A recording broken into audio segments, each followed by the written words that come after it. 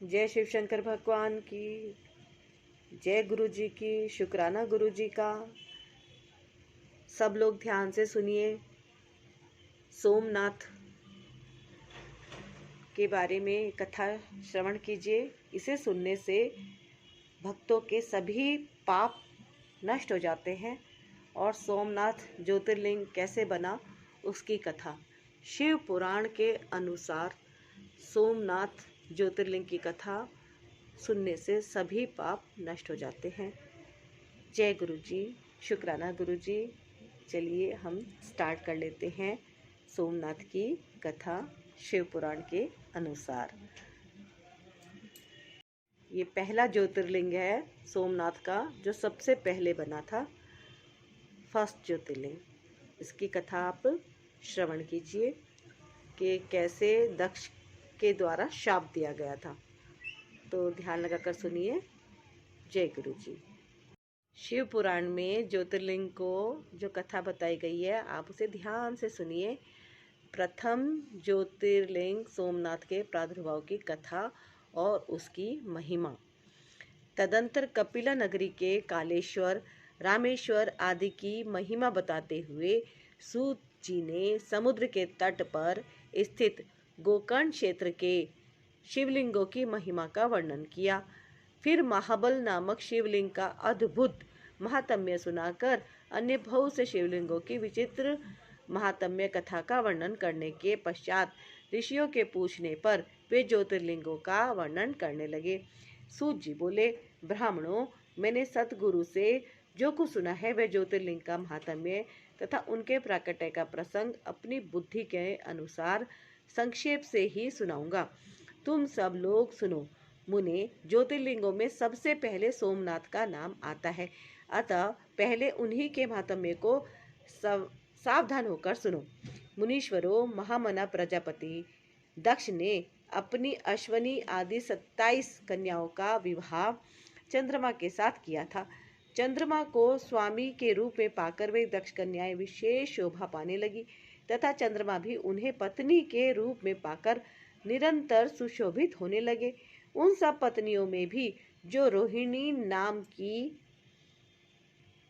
पत्नी थी, एकमात्र वही चंद्रमा को जितनी प्रिय थी उतनी दूसरी कोई पत्नी कदापि प्रिय नहीं हुई।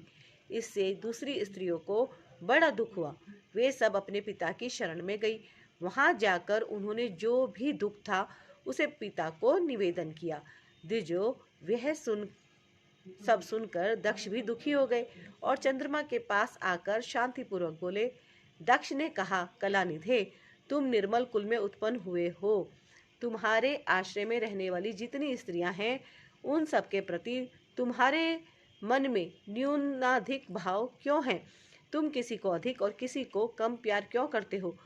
अब तक जो किया सो किया, अब आगे फिर कभी ऐसा विषमतापूर्ण बर्ताव तुम्हें नहीं करना चाहिए, क्योंकि उसे नरक देने वाला बताया गया है। सूत जी कहते हैं, महर्षियों, अपने दामाद चंद्रमा से स्वयं ऐसी प्रार्थना करके प्रजापति दक्ष घर को चले गए। उन्हें पूर्ण निश्चय हो गया था कि अब फिर आगे ऐसा नहीं होगा, पर चंद्रमा ने प्रबल भावी से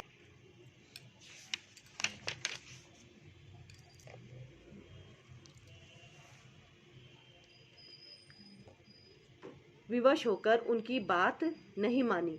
वे रोहिणी में इतने आसक्त हो गए थे कि दूसरी किसी पत्नी का कभी आदर नहीं करते थे। इस बात को सुनकर दक्ष दुखी हो फिर स्वयं आकर चंद्रमा को उत्तम नीति से समझाने तथा न्यायोचित बर्ताव के लिए प्रार्थना करने लगे।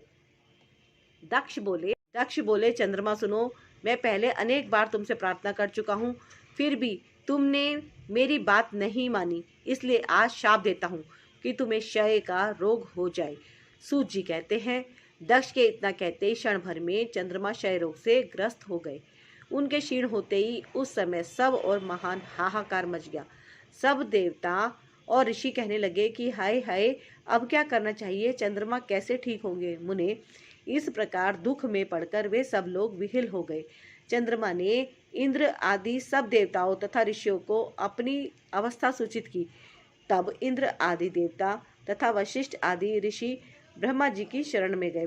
उनकी बात सुनकर ब्रह्मा जी ने कहा, देवताओं, जो हुआ सो हुआ, अब वह निश्चय ही पलट नहीं सकता, अतः उसके निवारण के लिए मैं तुम्हें एक उपाय बताता हूँ।